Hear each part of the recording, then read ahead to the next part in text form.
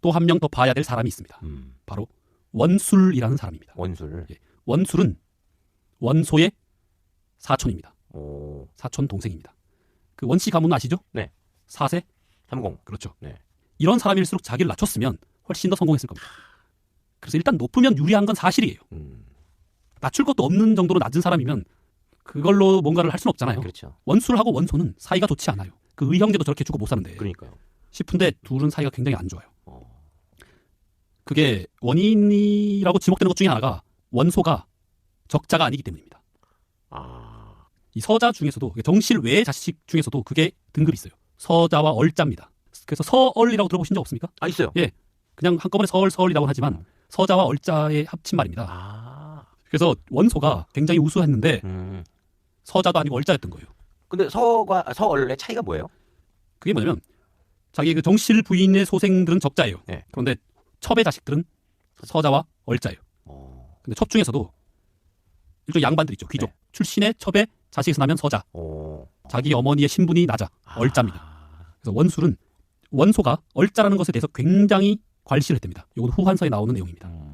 그 다음에 원술의 얘기를 좀 하면 삼국지 최고의 찌질이가 아닌가. 왜요?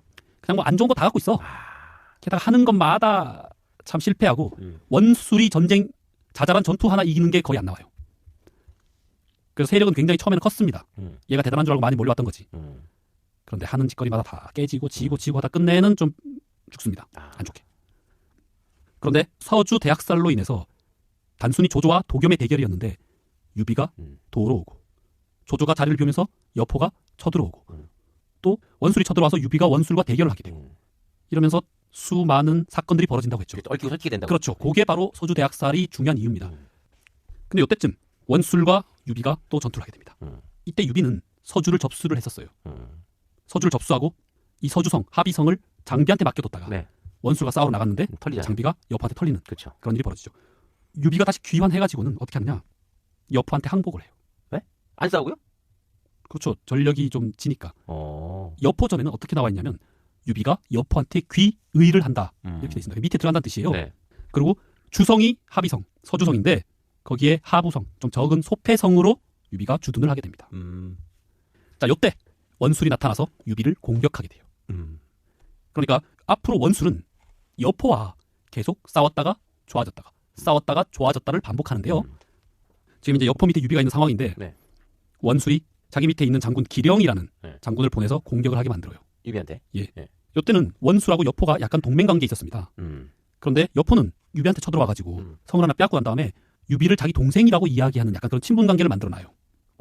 유비는 열받지만 네. 왜 자기의 뒤를 털렸잖아요. 네. 겨우 하나 뭐 하나 세워놨는데 난생 처음으로 점포 하나 얻어놨는데 홀랑 뺏겨버렸으니까 열받지. 거기에다가 여포가 또 자기보다 또 형이래. 억지로 이제 형제관계가 되어 있는 그런 상황이었어요. 거기에 원술이 유비한테 쳐들어온 겁니다. 그럼 여포 입장에서는 약간 좀 난감하죠. 그렇죠. 예, 자기하고 동맹관계도 있고 이쪽은 그래도 뭐 어거지지만 형제관계로 되어 있고 그다음에 유비의 성을 빼앗았으니까 약간 미안한 감도 있을 것이고 이런데 이제 둘이 싸우려고 하니까 어느 편도 못 드는 거예요. 그래서 원술은 섭섭해하지. 왜 네가 내 편 안 들으냐.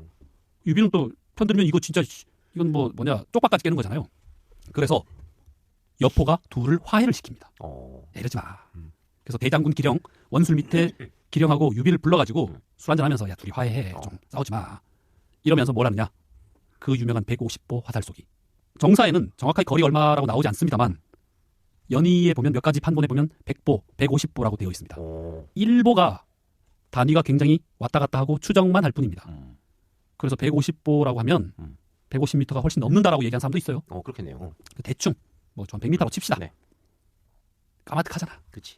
그런데 자기의 화극, 방천 화극을 저기다 세워라. 문 밖에다가. 화극이 어떻게 생겼다 그랬죠? 칼 2개. 창에다가 네. 작은 창이 하나 더 붙어 있는 모양이라고 했습니다. 여포가 얘기해요. 저기 있는 내가 작은 가지의 윗부분을 맞히겠다. 내가 맞히면 너네들 둘 화해를 하고 내가 못 맞추면 우리 싸우든지 지지고 볶든지 마음대로 하라. 그 옆에서 보면 에이 저거 어떻게 맞추겠어. 그렇지. 하라고 얘기를 합니다. 그때 이미 여포는 술 한잔 한 상태야. 그래서 화살을 딱 들고 퓨용 쏴서 맞춰버립니다. 이야. 난 사람은 난 사람이구나. 네. 이게 정사에 나와요. 아, 정사에? 네. 오. 대단하죠. 대단하네요. 그래서 둘이 어거지로 화해를 해요. 그래서 여포가 이 화살 맞추는 거 이건 얼마나 역사적으로 유명한 사건이냐면 천자문에도 나옵니다. 그 포사 요한이라고 토사요한 해금 완소 나옵니다. 여포는 활을 잘 쏘고 의요는 공을 잘 다룬다. 해강은 검은 거를 잘 타고 완적은 피리를 잘 분다. 나와요. 그래서 여포의 활솜씨는 거의 뭐 그러니까 여포는 무술로는 그치. 완벽한 거예요, 진짜. 달인. 예, 말 잘 타죠. 뭐 창술은 거의 화경의 경지에 이르렀죠. 그래서 기령하고 유비하고 얼떨결에 화해가 됐어요. 유비는 좋지. 근데 이제 원술한테 명을 바꾼 기령이 원술한테 엄청 야단맞습니다.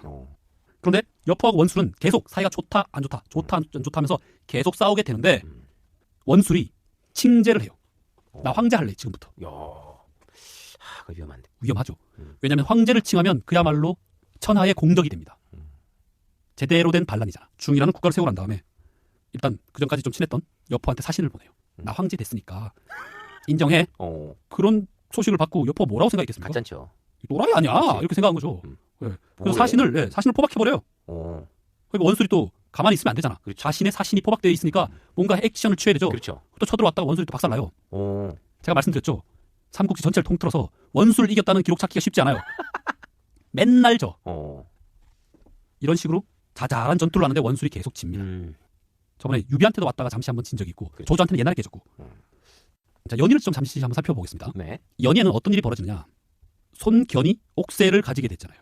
그렇죠. 우물에서 옥새를 건져 올려가지고 그렇죠. 자기가 먼저 동탁 토벌군 제후군에서 빠지는 장면이 나오죠. 네. 그러면서도 원술한테 의지를 하는 그런 상황이었어요.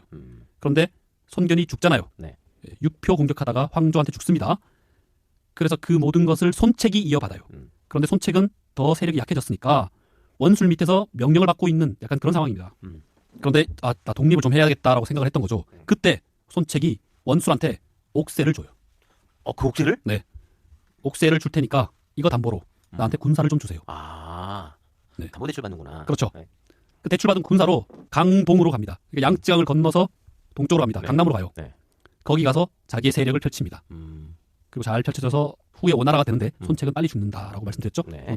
자, 그 사이에 조조는 어떤 일이 벌어지느냐. 자, 이건 정사의 순서대로입니다. 네. 조조는 아까 자기의 아들과 자기가 제일 아끼는 장수 전이를 죽인 네. 장수를 토벌하러 갑니다. 복수를 해야 되잖아요. 네. 그래서 장수를 토벌하러 갑니다. 그런데 장수 옆에 누가 있죠? 가후. 예, 가후가 있으니까 잘 안 되는 거예요. 속사가 좋아하는 가후가 있으니까. 예, 저는 가후를 좀 편애합니다. 조조가 그래서 여러 번 패배를 해요. 자잘하게. 나중에는 어떻게 하느냐. 지하에 굴을 파서 매복을 해가지고 겨우겨우 장수를 깨요. 장수를 생포합니다. 더불어서 누구도? 가후도 생포를 합니다. 제가 조조 같았으면 보지도 않고 모가지를 잘랐을 거야. 자기의 그 자식과 부하를 죽이고 이렇게까지 고생을 시켰는데. 그렇지. 그런데 조조가 대단한 것이 장수를 높은 벼슬을 줍니다. 자기 편으로 만든다. 네, 거의 후를 제수하나 그래요. 야. 대단한 높은 벼슬을 주고 자기 편으로 만들어요. 그리고 가후도 자기의 모사로 불러들입니다. 야. 그러기가 쉽지가 않은데 진짜. 그렇죠. 그런데 조조의 그 인재관이 딱 드러나는 거죠. 그 행동을 보면 많은 사람들이 조조 밑에 올 것 같지 않습니까? 그럼요. 나가지도 가겠다. 예, 저렇게까지 했는데 그렇지. 저런 사람을 자기 밑에 쓴다? 충성하지. 장난 아니죠. 그렇지. 그러니까 조조의 인재관은 방식인 거예요. 이제 그 원술이 칭제를 했단 말입니다. 황제를 표방했단 말입니다. 네. 그 다음부터는 뭐 내내 싸워. 이놈 저놈한테 엄청난 공격을 받게 돼요. 그리고 근데 맨날 깨지기만 해. 제대로 된 장수 하나 없으면서 그 병력을 나눠가지고 12개로 나눠서 공격한다. 되게 있어 보이잖아. 그러니까. 네. 근데 가서는 뭐 다 쥐어터지고 그러다가 새가 불리해지고 여포의 새도 불리해지니까 둘이 또 결혼 동맹을 또 맺겠다고. 여포는 이때 조조하고도 싸우고 있었으니까. 그래서 둘이 이제 원술의 아들과 여포의 딸을 결혼시키겠다고 난리를 치다가 서로 또 하나 또 틀어지고 생쇼를 합니다. 둘이. 그러다가 끝내 원술은 자기 능력과는 전혀 맞지도 않는 황제. 네. 황제 꿈 한번 펼치려고 하다가 걔 작살이 나고 여포는 본격적인 조조의 공격을 받아서 끝이 납니다. 예전에는 조조를 우습게 제압했는데 이젠 지는구나 드디어. 그렇죠. 그런데 요때 유비가 여포 밑에 있다가 조조 밑으로 가는 상황이 벌어져요. 그게 뭐냐면 여포가 자기가 본성을 차지하고 유비한테 소패 주둔하고 있으라고 했잖아요. 네. 그런데 이제 그 촉서에 보면 유비가 자체적으로 군사를 막 끌어모아요. 그렇잖아요. 이미 자기 세력을 무조건 넓혀야 되니까 군사를 끌어모으니까 여포가 저 또 나한테 또 반기를 들려고 하는가 보다 싶어서 먼저 공격을 해요. 예. 그러니까 뭐 세력이 안 되니까 유비가 조조한테 도망을 가는 장면이 벌어집니다. 그래서 이제 조조한테 의탁을 하는데 정사에는 계속 정사 얘기입니다. 조조가 유비를 잠시 데리고 있을 때 뭐 천하의 영웅이 누군가요? 이런 얘기를 막 해. 유비를 떠보는 거죠. 그런데 유비가 자기가 잘난 체 했다가는 제거될 수도 있겠다라고 생각을 한 겁니다. 그래서 막 찌질한 모습을 막 보여요. 막 천둥 치면 막 숟가락 떨어뜨리고 막 이런 거. 오. 그래서 조조가 어디서 잘못 봤나? 이런 생각을 하게 만든다고 나옵니다. 저는 이게 연예에 나온 줄 알았는데 정사에도 나옵니다. 막 이런 거 나와. 아유, 쟤는 큰 힘을 못 대겠다. 그렇죠. 안심하게 만드는 거지. 예. 그래서 유비가 조조 밑에 있을 때 여포와의 대결을 조조는 승리로 이끌게 됩니다. 예. 유비 있을 때. 예. 그래서 유비와 조조가 한편일 때 여포를 잡아요. 음. 여포는 뭐 진궁이라고는 정말 훌륭한 모사가 있었음에도 불구하고 그 항우처럼 말을 안 들어가지고 혼자 온갖 패착을 하고 밑에 그 훌륭한 부하도 많았어요. 예. 그랬는데 지가 잘못해서 부하들이 배신을 해서 화극을 밖으로 집어 던져버리고 꽁꽁 묶어가지고 조조한테 갖다 바치는 그런 일이 벌어집니다. 여포의 세력이 끝나는 순간인 거죠. 그래서 끌려와가지고 뭐 여포가 합니다. 살려달라고. 조조가 유비한테 물어봐요. 이건 연희 정사 다 나오는 건데 어떡할까요? 이렇게 물어봅니다. 그러니까 유비가 여포는 배반을 많이 했다라는 식으로 얘기를 합니다. 죽이자는 뜻이죠. 예, 그렇게 해서 목을 매서 죽입니다.